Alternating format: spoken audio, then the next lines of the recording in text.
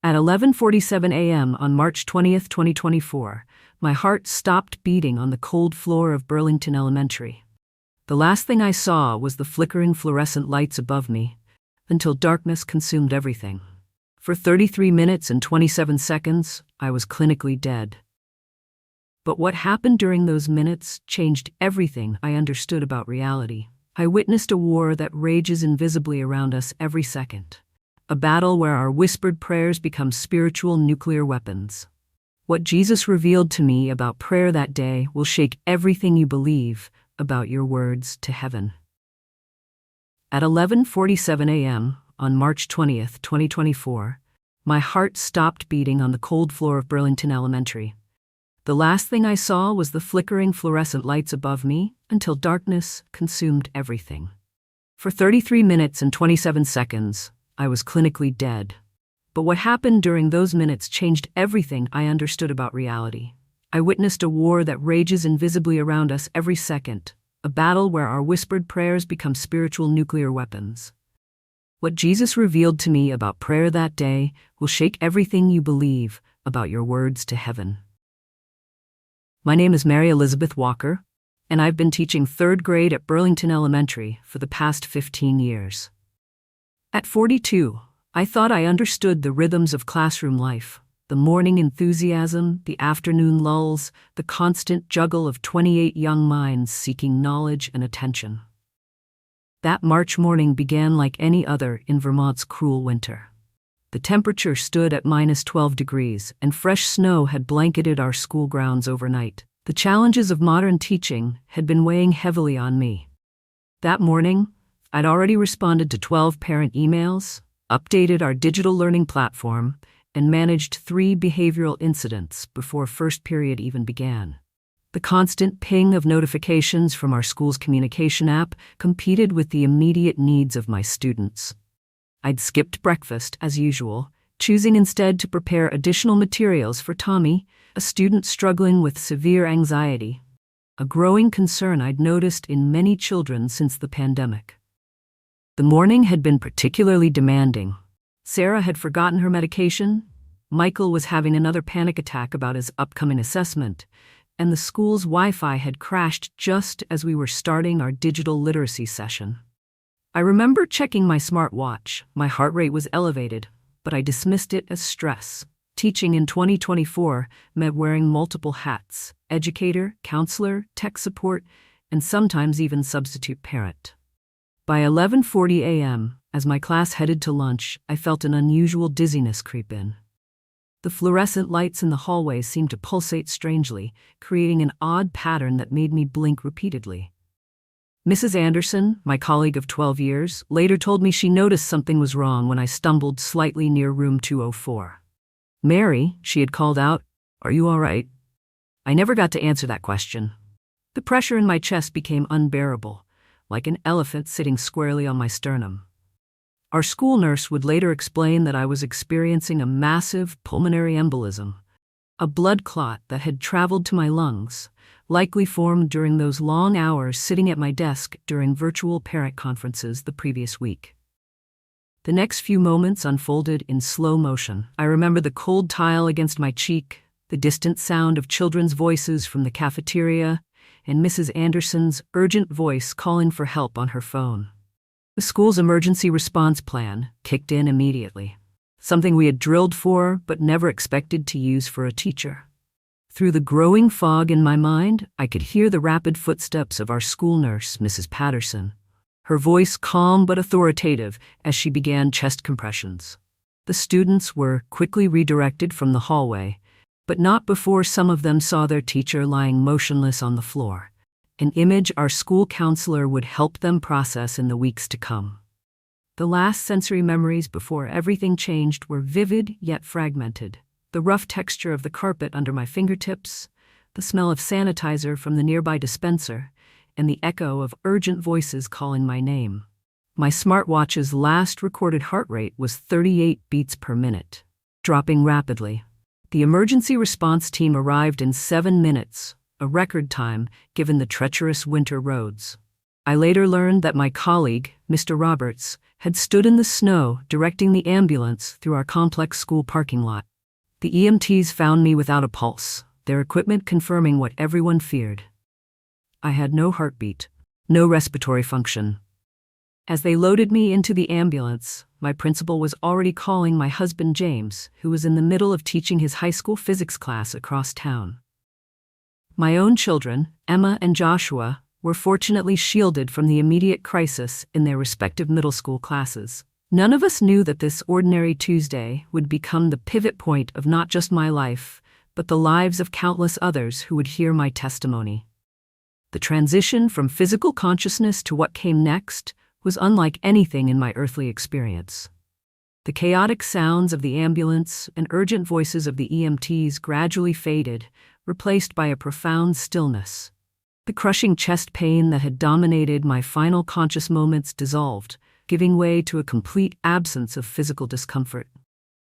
I found myself in a state of perfect clarity, more aware and alert than I had ever been. The academic in me wanted to analyze and categorize what was happening. But this experience transcended all my years of educational training and logical understanding. Everything that made me a teacher, my need to organize, explain, and understand, seemed to fall away in the presence of something far greater. In this space, I became acutely aware of a love so pure and complete that it defied description. It wasn't the simple affection I felt for my students or even the deep love I held for my family.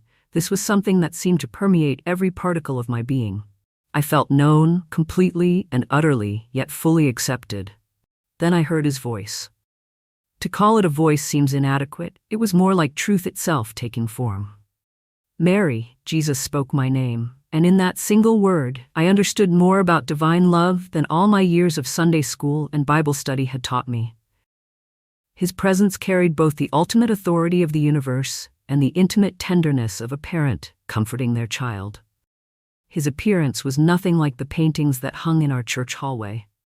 He manifested as pure light and love, yet I could perceive him clearly. Every Sunday school lesson I had taught to children about God's love seemed now like describing an ocean to someone who had only seen a photograph. The reality was infinitely more profound. "My daughter," he said, "I have brought you here to show you what your earthly eyes could never perceive. What you will witness today will change not only your life, but the lives of many others who will hear your testimony." His words carried no judgment about my rushed prayers between classes or the times I had chosen grading papers over morning devotions. Instead, they held a gentle understanding of the challenges faced by a modern teacher trying to balance spiritual life with professional demands. In his presence, I felt the weight of my earthly concerns. The pending parent conferences, the unfinished lesson plans, the worry about my students' test scores, all transform into their proper perspective. These things mattered, but not in the consuming way I had allowed them to. What he was about to show me would forever change how I understood the power of simple prayers whispered between class periods or during quiet moments in my classroom. What Jesus revealed to me began with a review of my own life, but from an entirely new perspective. I witnessed moments of prayer throughout my years, some that I had completely forgotten, others that remained vivid in my memory. Each scene carried profound significance that I had never fully understood before. "Watch carefully," Jesus instructed, directing my attention to a specific morning from the previous week. I saw myself in my classroom, arriving early as usual. Before the students arrived, I had said a quick prayer while organizing the day's materials, something I often did almost automatically. "Do you see what happened in that moment?" he asked. The impact of that simple prayer became clear. That very day, Tommy, my student struggling with anxiety, had experienced a breakthrough during math class. What had appeared to be a coincidence was actually a direct response to those few words whispered in faith. I watched as that brief prayer had created a sphere of peace that affected not just Tommy, but several other students who had been dealing with their own unspoken fears. Jesus then showed me a series of similar moments, prayers that I had thought were too rushed or too simple to matter. A hurried blessing over my lunch had somehow provided encouragement to a colleague who had been considering leaving teaching. A quick prayer for patience during a difficult parent conference had transformed what could have been a confrontational meeting into a collaborative discussion about the students' needs. Your prayers, Jesus explained, carry power not because of their length or eloquence, but because of who you're praying to. He showed me how even the shortest prayer prayed in genuine faith had far-reaching effects that I had never imagined. These revelations challenged everything I had believed about what constituted proper prayer. I witnessed scenes from my family life as well. There was an evening when James and I had been arguing about finances, a common source of tension in our marriage. Despite my frustration, I had prayed silently for peace before responding to him. That simple act, I now saw, had prevented what could have become a major breach in our relationship. The Lord then revealed something that brought me to tears. He showed me how my late mother's prayers were still active in my life. I saw how her faithful prayers during my childhood had created a foundation that continued to support and protect me, especially in my role as a teacher. Her prayers for my future students, children she would never meet, were still being answered in my classroom every day. Prayer, Jesus said, operates outside of time as you understand it. He showed me how the prayers of faithful teachers who had occupied my classroom before me had created an atmosphere that still influenced the present. I saw prayers spanning generations, connecting past, present, and future in ways I had never imagined. But then came the most sobering revelation. Jesus showed me moments when I had felt prompted to pray, but had allowed distractions to prevent me. I saw how a quick email check had replaced what could have been a vital prayer for a student who needed intervention. I witnessed how my habit of scrolling through social media during breaks had stolen time that was meant for spiritual connection. Yet even in showing me these missed opportunities, Jesus' presence conveyed no condemnation. Instead, I felt his patient love and understanding of the challenges faced by modern educators. He showed me how each new day brought fresh opportunities to choose prayer over distraction, to prioritize spiritual connection over digital ones. What I'm about to show you, Jesus said, will help you understand why these choices matter more than you know. His words carried both gravity and grace, preparing me for revelations that would forever change my understanding of prayer's true power and purpose in our daily lives. Jesus began revealing the deeper truths about prayer by showing me specific instances from my daily life as a teacher. Watch this moment carefully, he said, directing my attention to a morning prayer session I had conducted at my desk before students arrived. I saw myself sitting quietly, Bible open, whispering prayers for my students. What appeared to be a simple morning routine held profound significance. Every word spoken in faith had created ripples of influence throughout the day. I witnessed how that morning's prayers had directly impacted a crucial parent meeting later that afternoon, providing wisdom and patience when tensions rose regarding a student's performance issues. Your position as a teacher, Jesus explained, carries unique spiritual responsibility. He showed me how my classroom prayers had been creating an atmosphere of peace and learning that affected not just my current students, but would influence future classes as well. Simple prayers for understanding before mathematics lessons had opened students' minds to grasp difficult concepts. Quiet invocations for patience during challenging behavioral situations had prevented escalating conflicts. The revelation deepened as Jesus showed me the interconnected nature of prayer. A prayer prayed for one student often benefited many others. When I had prayed for young Michael's anxiety about tests, the peace that resulted had touched several other students struggling with similar fears. The impact extended beyond academic concerns. These prayers were shaping character, building confidence, and healing emotional wounds I hadn't even been aware of. Notice the timing. Jesus directed, showing me a particular Wednesday morning. I had felt prompted to pray specifically for protection over my class, just before an unexpected fire drill threw several anxious students into panic. That prayer had provided remarkable calm during what could have been a traumatic experience. These weren't coincidences, they were evidence of prayer's preemptive power. Jesus then revealed something profound about corporate prayer. He showed me the amplified effect when multiple teachers gathered to pray before school. Those brief morning meetings, often rushed and seemingly inadequate, had created protective coverings over entire grade levels. The combined prayers of believing educators had established foundations of peace and learning that sustained our school through numerous challenges. But observe what happens when prayer decreases, Jesus said. He showed me periods when busy schedules and increasing demands had caused our prayer meetings to become less frequent. The difference was striking, not in any dramatic way, but in subtle shifts of atmosphere and student well-being. These changes weren't obvious in the moment, but became clear from this eternal perspective. The relationship between prayer and professional effectiveness became startlingly clear. Jesus showed me how my most successful teaching moments, breakthrough connections with struggling students, creative solutions to learning challenges, peaceful resolutions to conflicts, had all been preceded by prayer, whether conscious or unconscious. Your prayers as a teacher, Jesus explained, carry authority because they align with my desire for these children to grow in wisdom and stature. He revealed how prayers spoken over my classroom had created an environment where genuine learning could flourish. Even brief prayers between classes had contributed to this atmosphere of growth and discovery. The revelation then turned to my own prayer life and its evolution. Jesus showed me how my understanding of prayer had been limited by time constraints and cultural expectations. Prayer, he said, is not measured by minutes spent or words spoken, but by faith expressed.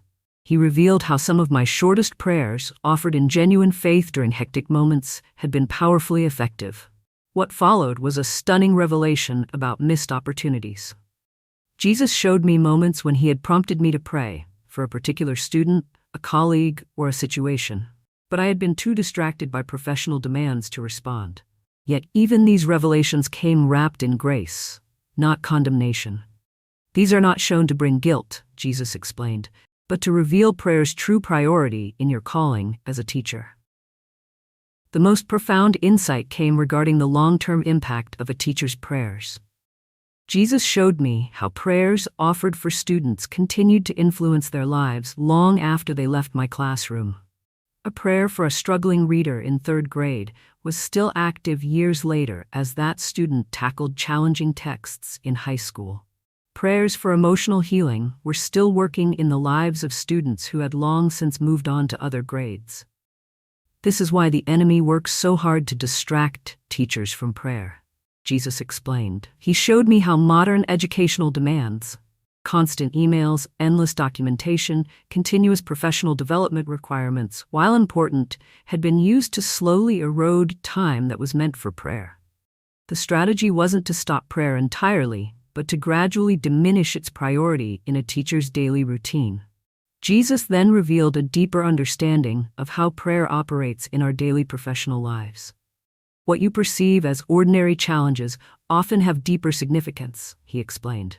He showed me scenes from my classroom where routine disruptions carried more substantial meaning. One particular morning stood out. I had planned to arrive early for prayer and preparation, but a series of seemingly random delays occurred. Unexpected traffic, a phone call from administration, technology issues with my classroom computer. What appeared to be normal inconveniences were actually coordinated attempts to prevent focused prayer time before my students arrived. Notice the pattern, Jesus directed. He showed me how these disruptions often intensified before significant moments in my teaching career.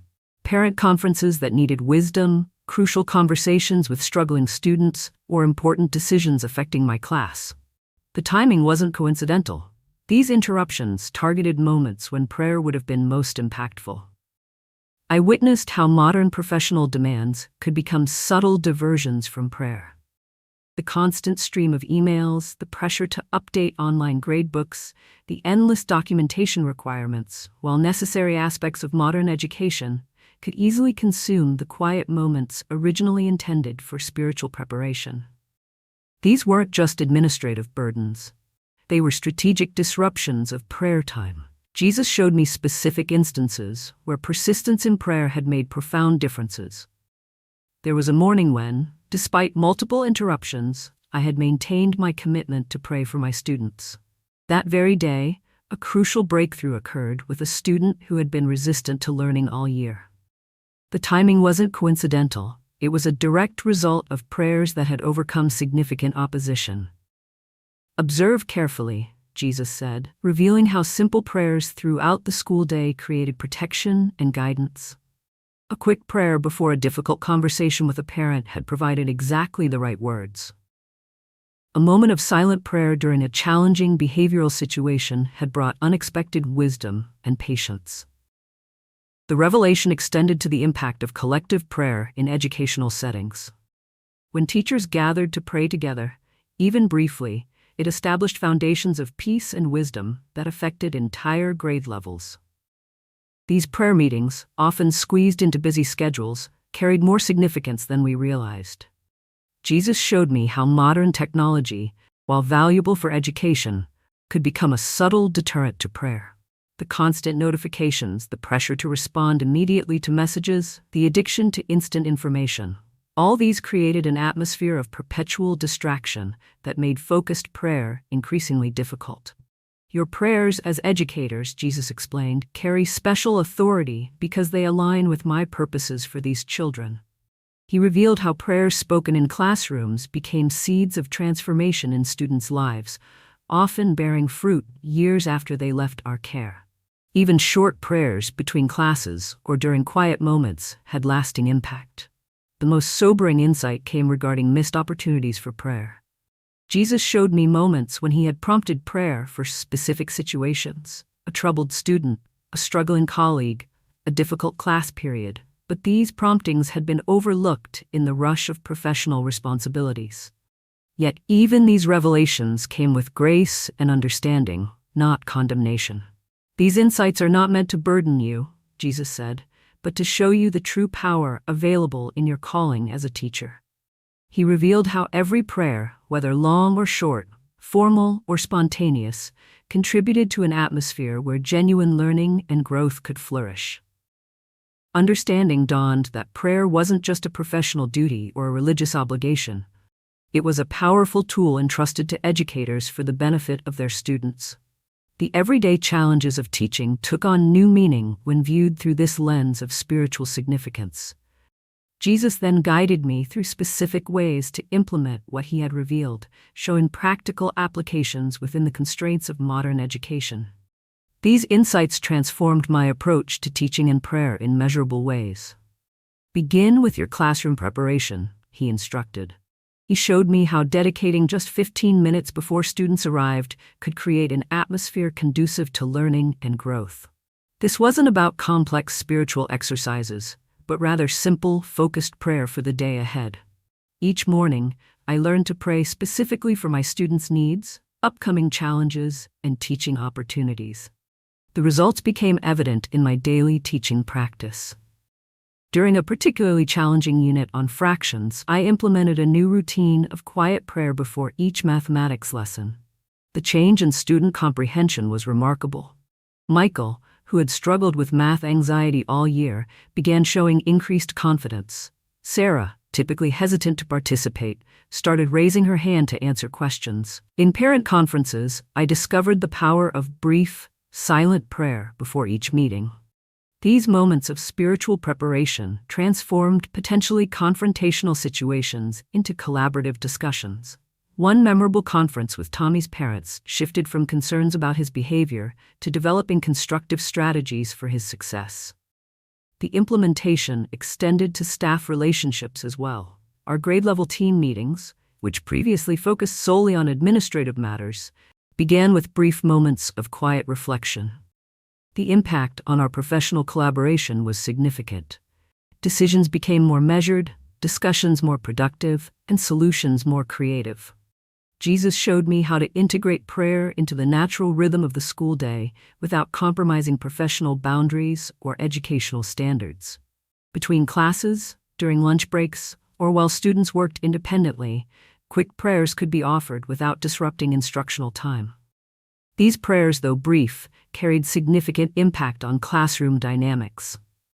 The practical effects became evident in classroom management. When facing behavioral challenges, I learned to pause for a moment of silent prayer before responding. This practice consistently led to more constructive interventions and positive outcomes.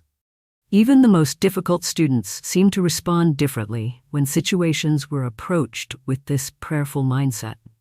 Documentation of these changes proved compelling. Student achievement data showed improvement, not just in academic performance, but in social-emotional growth as well. Classroom incidents decreased, while student engagement increased. Parent feedback became increasingly positive, noting changes in their children's attitudes toward learning. Professional development took on new meaning through this lens. While maintaining all required educational standards and practices, I learned to approach teaching challenges with both professional expertise and spiritual wisdom. This integrated approach enhanced rather than competed with educational best practices. The impact extended beyond my immediate classroom. Colleagues began noticing the difference in atmosphere and student engagement.